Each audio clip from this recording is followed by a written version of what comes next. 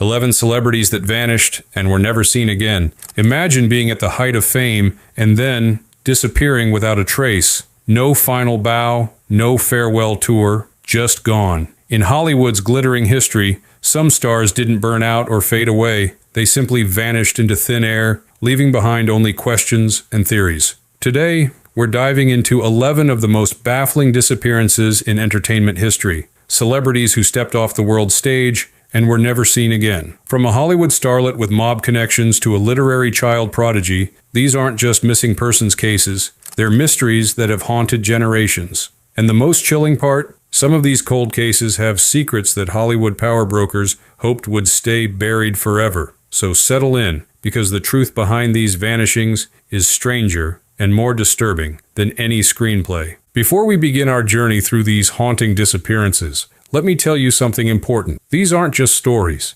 These were real people with families who still wonder, who still hope, who still search. Behind every famous name is a personal tragedy that time hasn't healed. And while we'll explore the theories and possibilities, we'll always remember the human cost of each mystery. Now, what makes a disappearance truly baffling isn't just the absence of answers. It's the presence of clues that lead nowhere, contradictions that defy explanation, and witnesses whose stories don't quite align. In the golden age of Hollywood and beyond, when a star vanished, it sent shockwaves through the entertainment world. But what's perhaps most troubling is how quickly some of these cases faded from public memory, almost as if certain powers wanted them forgotten. So join me as we pull back the curtain on 11 disappearances that still haunt the entertainment world. Some of these stories you may know, others will surprise you, but all of them remain unsolved to this very day. Brass and Melody Maker. But like we were doing like Alice Cooper, Guns N' Roses covers when we... Celebrity number 1, Richie Edwards, Manic Street Preachers. The date was February 1st, 1995. The Manic Street Preachers were poised for international stardom. Their upcoming American tour would be their breakthrough moment. But there was just one problem. Their lyricist and rhythm guitarist Richie Edwards had vanished without a trace. Just 27 years old, Edwards wasn't your typical rock star. A voracious reader and intellectual, he crafted lyrics that cut deeper than most, touching on themes of depression, self-harm, and political alienation. His songwriting had a raw honesty that connected with fans in profound ways. He was the tortured poet of British rock, and his personal demons weren't just for show. The day before he disappeared, Edwards methodically withdrew 200 pounds from his bank account every day for 2 weeks, amounting to 2,800 pounds. Why the small, regular withdrawals instead of one large sum? It was as if he was trying to avoid triggering any suspicion. He checked out of the London Embassy Hotel, where he'd been staying, and drove to his apartment in Cardiff, Wales. Then, nothing. 2 weeks later, his silver Vauxhall Cavalier was found abandoned at the Severn View service station near the Severn Bridge, a notorious location. Inside the car were his passport, credit cards, and medication for his depression. The car battery was flat, suggesting it had been there for some time. But here's where things get truly perplexing. Despite extensive searches of the Severn River, Edwards' body was never found. And in the years that followed, reported sightings poured in from around the world. Goa, Canary Islands, even a market in the Indian city of Lanzarote. A fan claimed to have met him on a Greek island. Another swore they saw him in a bar in New York. His family refused to have him declared legally dead until 2008, 13 years after his disappearance. They held on to hope for as long as they could, and many fans still believe he's out there, having staged his own disappearance to escape the pressures of fame, pressures that had already driven him to acts of self-harm, including a notorious incident where he carved "For Real" into his arm with a razor blade during an interview. Was it self-inflicted, a carefully planned escape, or something more sinister? The band continued on as a trio, achieving the international success that had been within their grasp when Edwards disappeared. But they never forgot their missing member, leaving an empty microphone on stage during performances for years afterward, a haunting symbol of a presence that should have been there. And in his lyrics, perhaps Edwards left clues to his eventual fate. In the song Faster, he wrote, "I am stronger than Mensa, Miller, and Mailer. I spat out Plath and Pinter, all figures who had contemplated or attempted suicide." Was he telling us that he was stronger than, or was he foreshadowing his own end? We may never know. The river keeps its secrets, and Richie Edwards remains suspended between life and death in the public imagination, never definitively gone, but never coming back.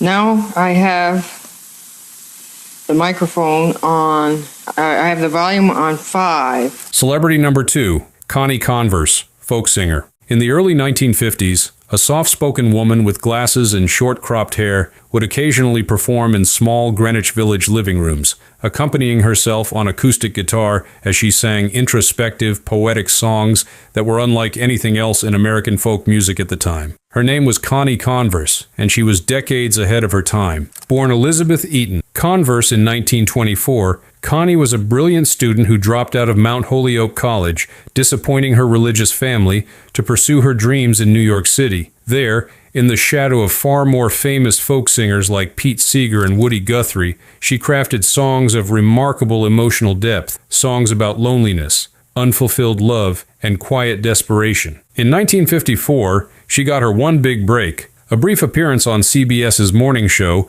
with Walter Cronkite. But in the pre-Dylan folk era, the world wasn't ready for a female songwriter with such intellectual, introspective material. No record deals materialized. No fame followed. After a decade of trying, Converse gave up on music and moved to Ann Arbor, Michigan, where she took an administrative job at the University of Michigan's Journal of Conflict Resolution. For years, she lived a quiet life, her musical dreams fading into memory. And then came the summer of 1974. Connie was 50 years old, increasingly depressed about her unfulfilled life and struggling with health problems. In August, she wrote letters to her friends and family. These weren't typical notes, they were goodbye letters, speaking of her desire to make a fresh start somewhere new. "Let me go," she wrote to her family. "Let me be if I can. Let me not be if I can't." She packed her Volkswagen Beetle with a few belongings and simply drove away. No one ever heard from her again. No body was ever found. No trace of her car ever surfaced. Connie Converse had written herself out of her own story. The true tragedy is that just a few years later, the kind of thoughtful, female-driven folk music that Converse pioneered would become immensely popular with artists like Joni Mitchell. Had she held on just a little longer, she might have found the audience she deserved. For decades, her music was lost to time, existing only on private recordings made by a friend. But in 2009, these recordings were finally released as an album called How Sad, How Lovely. A new generation discovered Connie's genius, and she achieved in absence the recognition that eluded her in life. In one of her most poignant songs, Talkin' Like You, Converse sang, "I have always lived a very quiet life. I never asked for anything more." But her disappearance speaks of someone who, in the end, did want more, whether it was a new beginning or perhaps, sadly, a definitive end. Did Connie Converse start a new life somewhere, under a new name? Did she drive into a lake or off a cliff in a final act of despair? Or is there some other explanation, some third option we haven't considered? We'll likely never know, but her songs remain, ghostly transmissions from a vanished artist who, in her own words, just wanted to be free to go.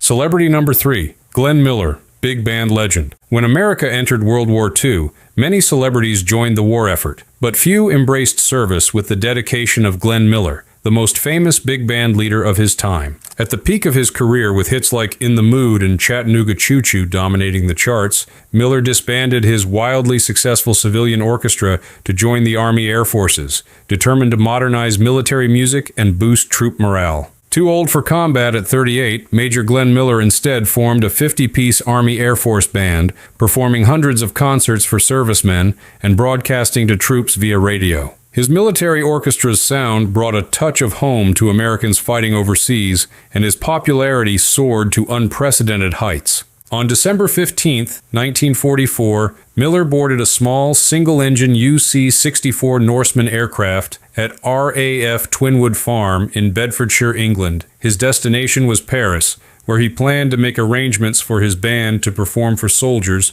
who had recently liberated the city. Despite foggy conditions and freezing temperatures, the flight took off. It never arrived. When Miller failed to appear in Paris, few initially worried. Travel in wartime Europe was often unpredictable. But as days passed with no word, concern grew. On Christmas Eve, Miller's disappearance was finally announced to a shocked public. The most famous musician in America had seemingly vanished into thin air. The official explanation was simple if unsatisfying. Miller's plane had gone down over the English Channel, likely due to the bad weather conditions. With the war still raging, no full-scale search was possible, and no wreckage was ever found. But in the vacuum of concrete evidence, theories multiplied. Some were plausible: mechanical failure, pilot error, or the plane being struck by jettisoned bombs from returning Allied aircraft clearing their payload before landing, a common practice known as jettison zones. Others veered into conspiracy territory. Miller had actually made it to Paris but died in a brothel,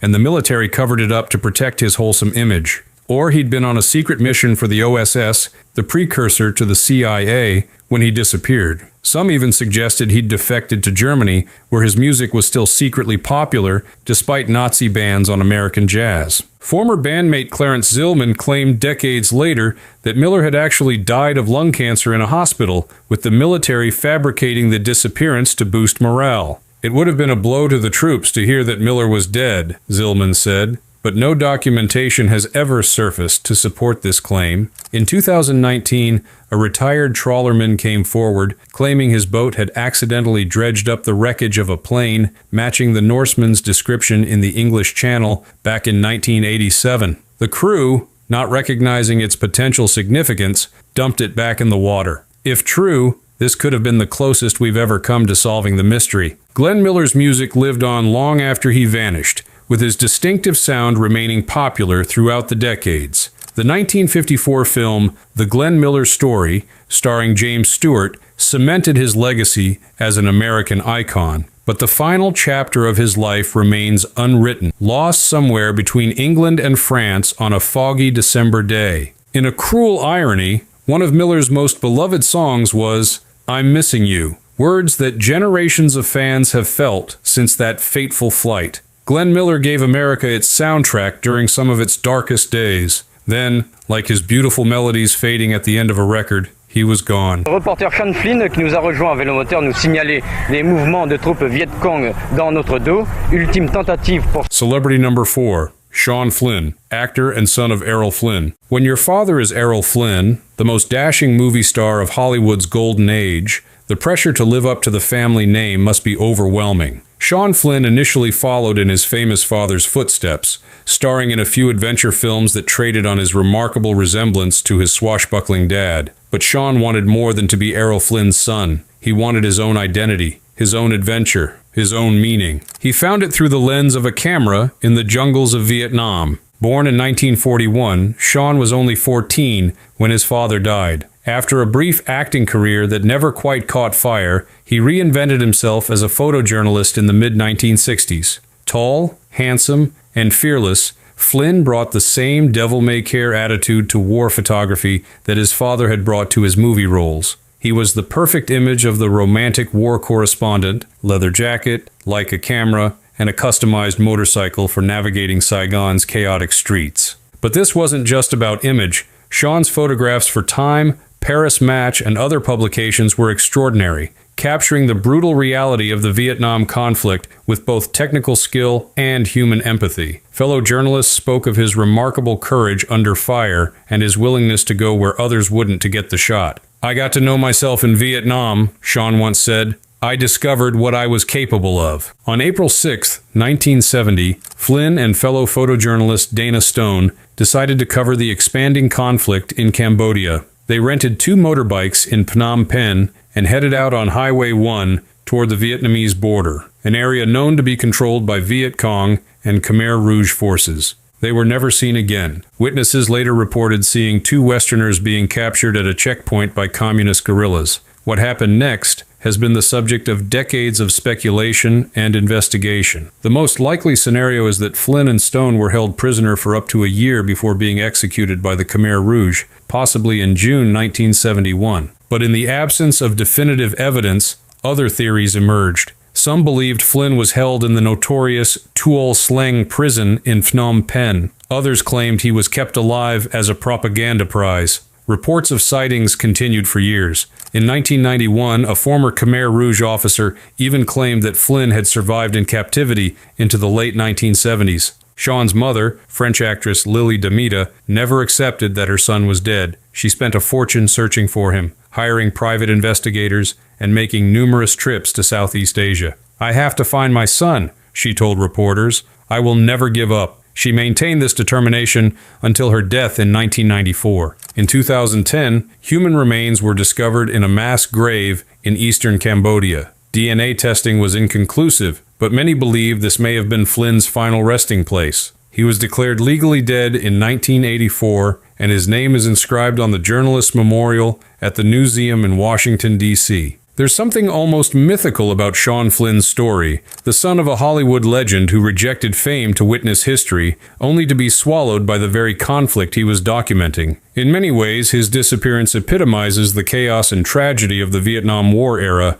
where so much was lost and so little was truly understood. Perhaps most poignant is that while his father's adventures were scripted Hollywood fantasies, Sean's were terrifyingly real. He wasn't playing at being a hero, he was trying to show the world the truth, no matter the cost. And in the end, that cost was everything. Celebrity number 5, Barbara Newhall Follett, child literary prodigy. Some prodigies burn so bright so early that the world doesn't quite know what to do with them. Barbara Newhall Follett was such a wonder, a literary genius whose star rose spectacularly in childhood, only to be extinguished in a mystery that has never been solved. Born in 1914 to literary parents, her father was an editor at Alfred A. Knopf. Barbara began typing stories on her mother's Underwood No. 3 typewriter before she could even read. By age 8, she was working on her first novel. At 12, she published The House Without Windows, a mystical tale about a young girl who abandons human society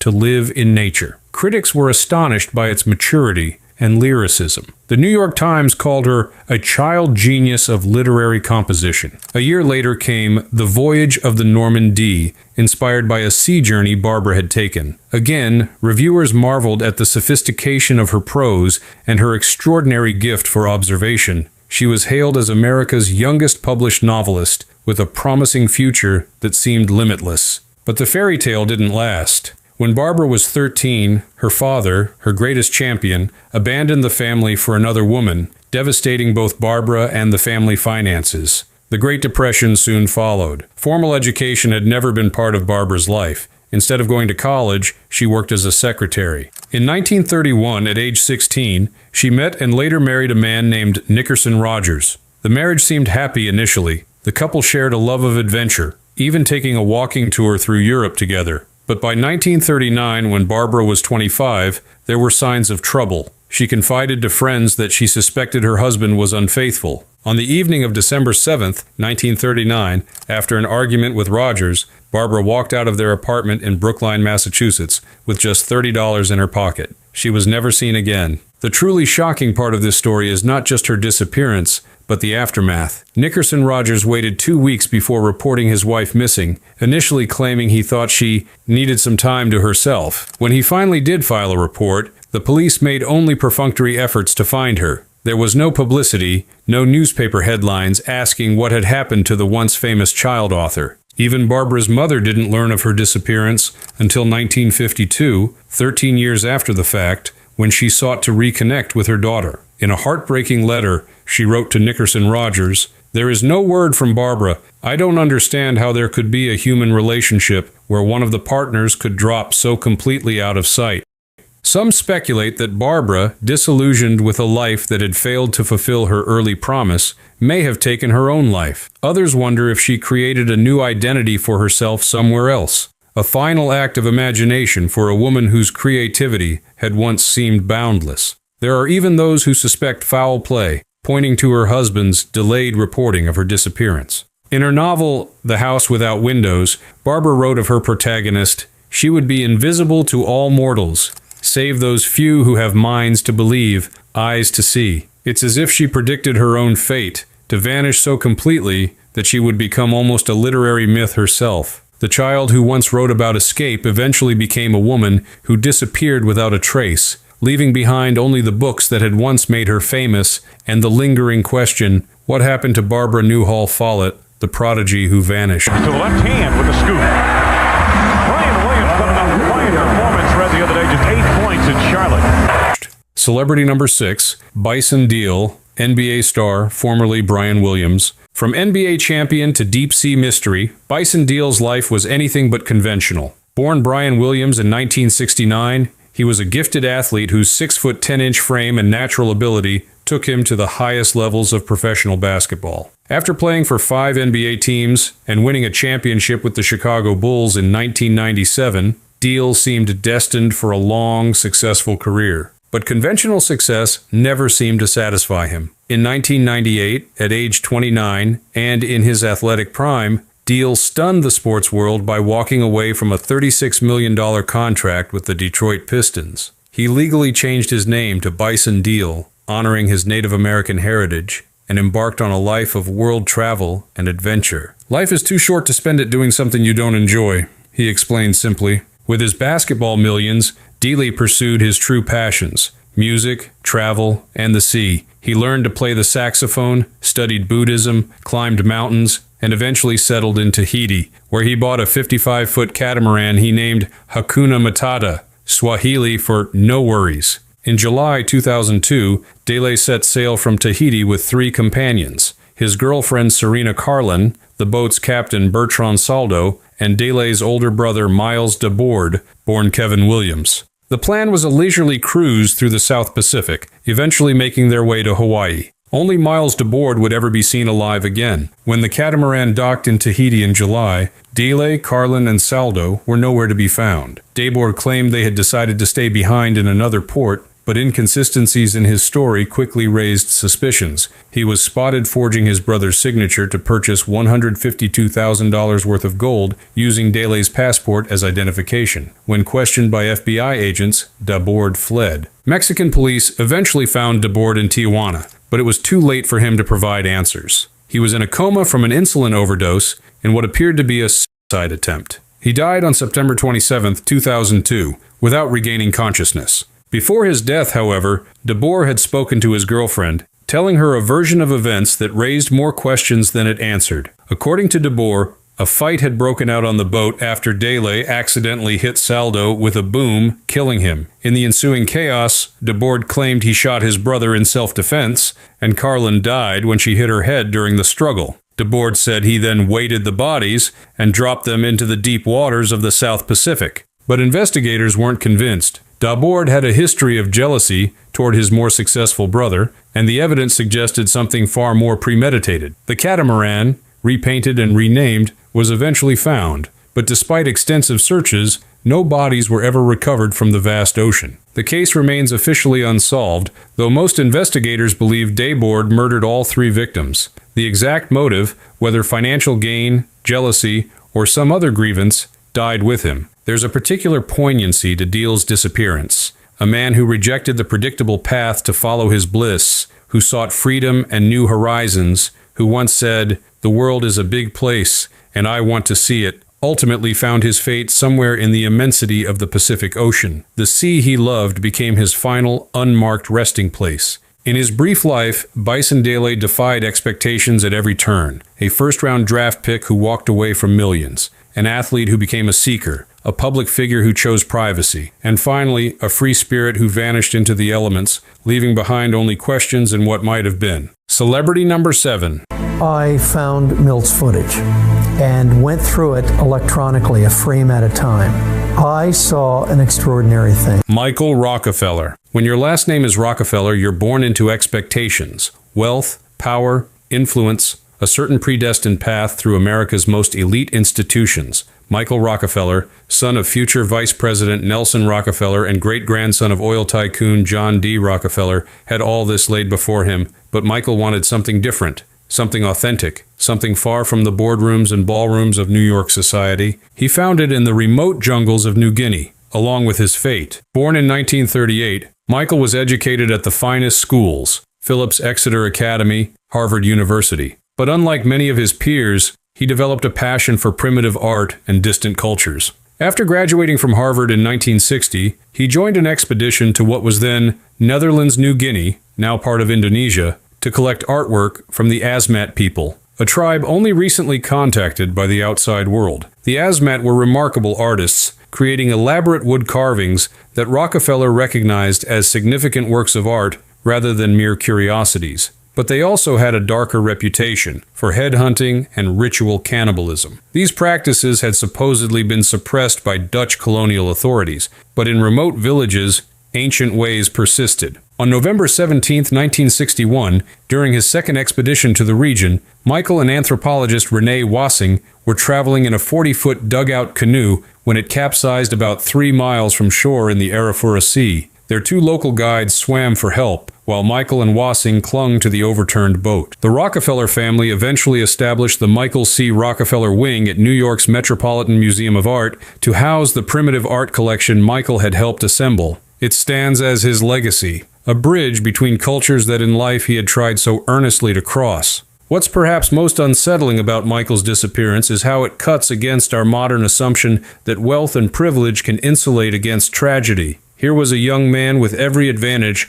whose family could command global resources to find him, yet he vanished as completely as if he had been a nameless fisherman. In the vast jungles of New Guinea, the Rockefeller name meant nothing. And in that indifference to status lies the true heart of this mystery, how even the most privileged among us can slip beyond the reach of our technological world into realms where ancient forces still hold sway. Our representatives are not in the government. They're going to keep on killing us. I swear to God, they're going to keep on killing us. They're going to wipe us. Celebrity number 8, Oscar Zeta Acosta, lawyer, author, and Hunter S. Thompson's inspiration. If you've read Hunter S. Thompson's Fear and Loathing in Las Vegas, or seen the Terry Gilliam film adaptation, you know Dr. Gonzo, the wild, drug-fueled Samoan attorney who accompanies Raoul Duke on his savage journey through the heart of the American dream. What you might not know is that Dr. Gonzo was based on a real person, Oscar Zeta Acosta, whose actual life was possibly even more outrageous than his fictional counterpart,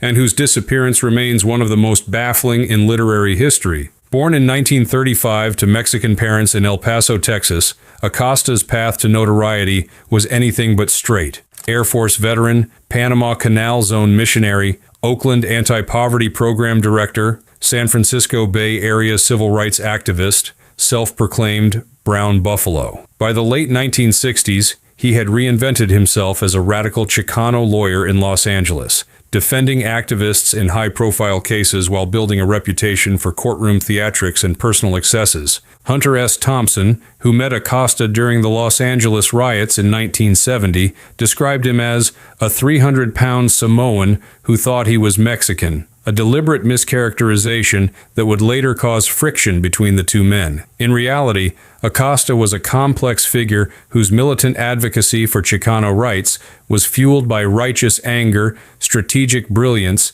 and no small amount of chemical enhancement. "I've killed people," Acosta once claimed. "I've burnt buildings. I've shot at policemen. I'm a dangerous man." Whether these were literal truths or gonzo exaggerations remains debated, but there's no question Acosta lived close to the edge. His literary career was brief but impactful. His 2 books, The Autobiography of a Brown Buffalo, 1972, and The Revolt of the Cockroach People, 1973, were raw, energetic chronicles of Chicano experience and political struggle. Critics compared his work to Jack Kerouac and Norman Mailer. He seemed poised for lasting literary significance. Then, in May 1974, at the age of 39, Acosta disappeared. He was last known to be in Mazatlan, Mexico. His son, Marco Acosta, received a final phone call from him, during which Oscar mentioned he was about to board a boat full of white snow. Shortly after, he vanished without a trace.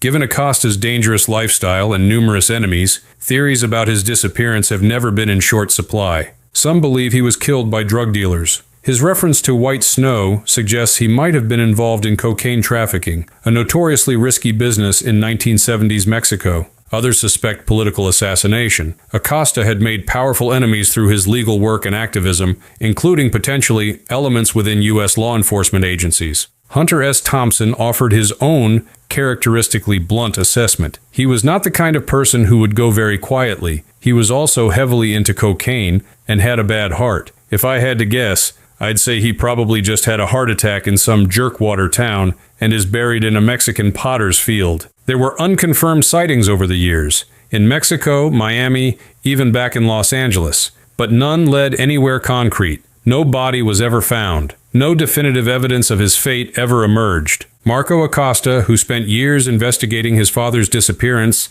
eventually came to believe that Oscar had been murdered, likely due to his drug connections. But in the absence of proof, Oscar Zeta Acosta's end remains as enigmatic as the man himself. What makes Acosta's disappearance particularly significant is what it represents. He vanished at a pivotal moment in Chicano history when the movement was transitioning from radical activism to more mainstream political engagement. His voice, uncompromising, provocative, authentically rebellious, was lost just when it might have been most needed. In his introduction to a reissue of The Revolt of the Cockroach People, Hunter Thompson wrote that Acosta was too weird to live and too rare to die. The first part proved tragically accurate. The second remains an open question, an unfinished chapter in the wild American story that both men chronicled so memorably.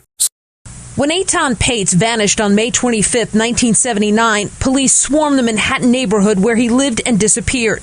Many people were looked at. Celebrity number 9. Eaton Patz, child model/actor, 1970s. On the morning of May 25, 1979, 6-year-old Eitan Patz ate breakfast at his Soho loft in New York City. For the first time, he was going to walk the 2 blocks to his school bus stop alone. His mother, Julie, watched him from the window as he started his journey, carrying $1 to buy a soda at the local bodega. It was the last time she would ever see her son. Eaton never made it to school that day. When he didn't return home in the afternoon, Julie called the police. Within hours, one of the largest search operations in New York City history was underway. Eaton's face, with his distinctive blonde hair, blue eyes, and endearing smile, was plastered across the city on posters, flyers, and billboards. It wasn't just his appearance that made Eaton recognizable. He had worked as a child model, appearing on the covers of children's magazines and in advertising campaigns. His was not an anonymous face, but one that many New Yorkers would have recognized even before his disappearance. The intense media coverage of Eitan's case marked a turning point in how missing children were publicized in America. In 1979, there was no Amber Alert system, no National Center for Missing and Exploited Children, no standardized protocols for handling such cases. Eitan's disappearance changed that. In 1983, his was the first face to appear on a milk carton, launching a program that would eventually feature thousands of missing children and become an iconic part of American culture. President Ronald Reagan declared May 25th, the anniversary of Eitan's disappearance, as National Missing Children's Day. But despite these innovations, despite the massive search effort, despite the unprecedented public awareness, Eitan Patz remained missing. Leads were followed. Suspects were questioned. The case went cold, was revived, went cold again. The prime suspect for many years was Jose Ramos, a convicted child molester who had dated a woman who walked Eitan home from school. Ramos allegedly admitted to investigators that he had approached a boy he believed to be Eitan on the day of the disappearance, but claimed he had let the boy go. Without physical evidence, prosecutors couldn't make a case against him. In 2001, Eitan was legally declared dead, allowing his parents to file a wrongful death suit against Ramos, which they won by default when Ramos refused to contest it. A civil court found him responsible for Eitan's death, but criminal charges were never filed. Then, in 2012, there was a startling development. Pedro Hernandez, who in 1979 had worked as a stock clerk at the bodega where Eitan was heading to buy his soda, confessed to killing the boy. According to Hernandez, he had lured Eitan into the store's basement with the promise of a soda, strangled him, placed his body in a plastic bag, and disposed of it with the trash. The case against Hernandez was complicated. He had no criminal record. There was no physical evidence linking him to the crime. His lawyers claimed he had mental health issues, including schizophrenia and hallucinations, that made his confession unreliable. A first trial ended with a hung jury in 2015. But in 2017,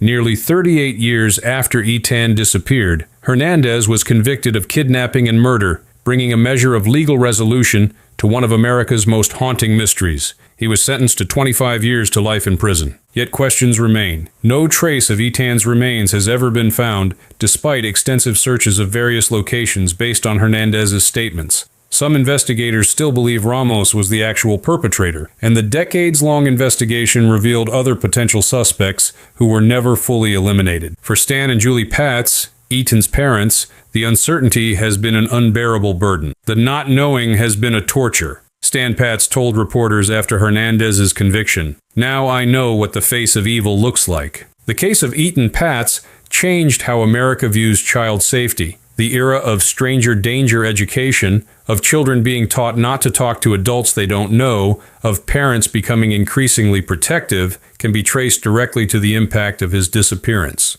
His case helped create a nationwide support system for families of missing children and led to new protocols for law enforcement response. But for all the institutional changes his disappearance prompted, Eton himself remains gone. A small boy who walked into the busy streets of New York one spring morning and vanished, becoming in his absence a symbol of lost innocence and a reminder of how quickly, how permanently, a life can disappear. Celebrity number 10, Jean Spangler, Golden Age Hollywood starlet. On October 7, 1949, a beautiful young actress named Jean Spangler kissed her 5-year-old daughter Christine goodbye, told her sister-in-law she was meeting her ex-husband before heading to a film set for night work, and walked out of her Los Angeles home. She was never seen again. 2 days later, her purse was found in Griffith Park, with both straps intact, but a suspicious tear on one side. Inside was an unfinished note that read, "Kirk, can't wait any longer, going to see Dr. Scott. It will work best this way while Mother is away."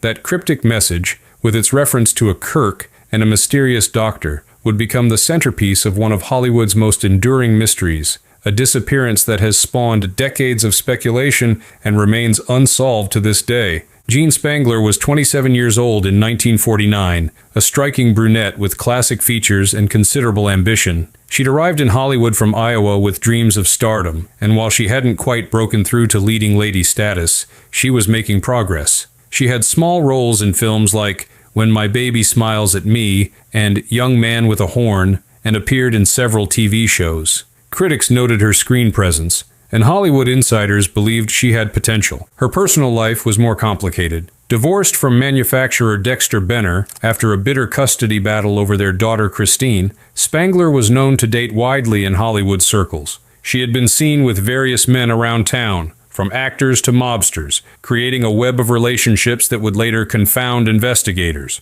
The search for Spangler began immediately after her family reported her missing. Police combed Griffith Park, where her purse had been found, but discovered no further evidence. They questioned her ex-husband, who had an alibi for the night of her disappearance. They looked into the film she was supposedly working on that night, only to discover that no Hollywood studio had been shooting with her. Then there was the note and its reference to Kirk. The most obvious Kirk in Hollywood at that time was Kirk Douglas, who had just starred in the film Young Man with a Horn, in which Spangler had a bit part. Douglas, who was in Palm Springs when Spangler disappeared, voluntarily met with police and stated he barely knew her. Investigators accepted his statement, and he was never considered a suspect. But the reference to Dr. Scott and the cryptic line about something that will work best this way led many to speculate that Spangler might have been pregnant and seeking an illegal abortion, which in 1949 was not only dangerous, but criminal. Several of Spangler's friends told police she had recently mentioned being pregnant. The investigation took another turn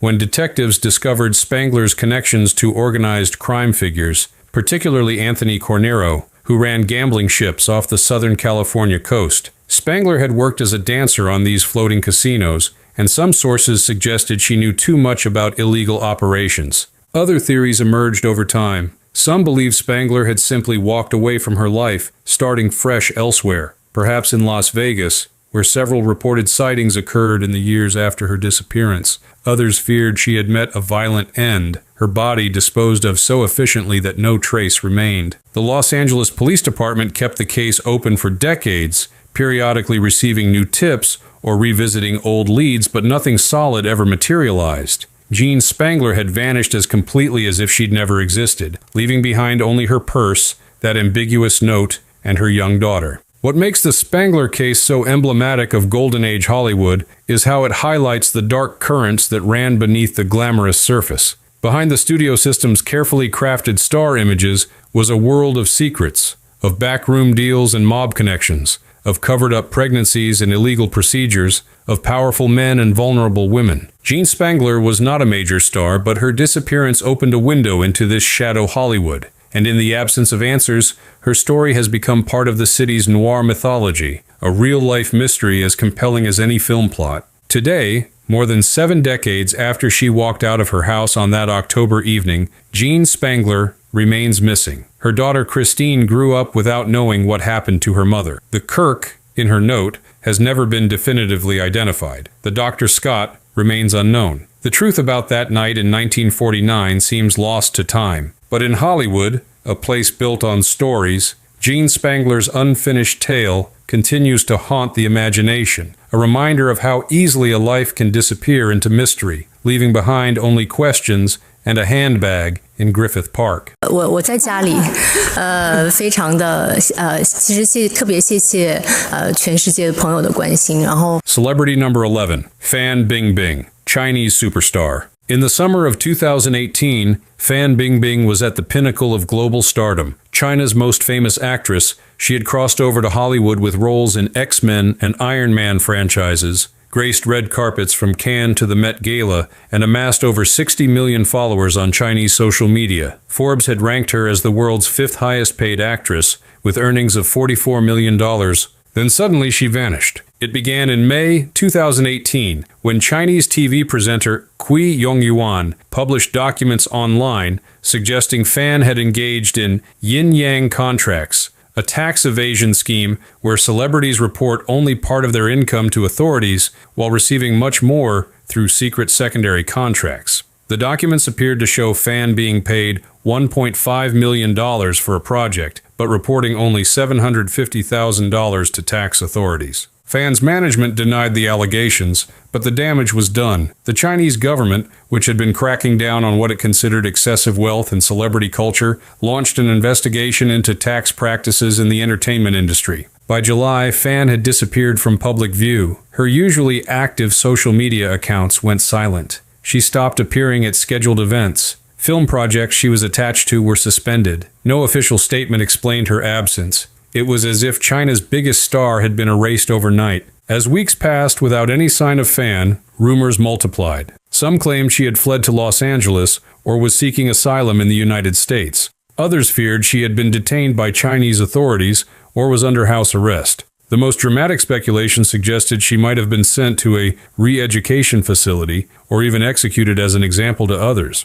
In September 2018, the Securities Daily, a state-run Chinese newspaper, reported that Fan was under control and would accept the legal decision. The article was quickly deleted, adding to the mystery. Then on October 3rd, after a 3-month disappearance, Fan resurfaced, sort of. A statement appeared on her social media accounts in which she apologized profusely for tax evasion. "I am unworthy of the trust of the society and let down the fans who love me," she wrote. She admitted to using yin-yang contracts and expressed deep remorse. Chinese tax authorities announced that Fan and her related companies had evaded 248 million yuan, about $34 million, in taxes. She was ordered to pay 884 million yuan, approximately $129 million, in back taxes, late fees, and fines. Remarkably, she would not face criminal charges if she paid the full amount. But when Fan finally reappeared in public, something seemed different. The once vibrant star appeared subdued, her public statements carefully scripted and politically correct. Her first post-scandal interview with the New York Times in 2019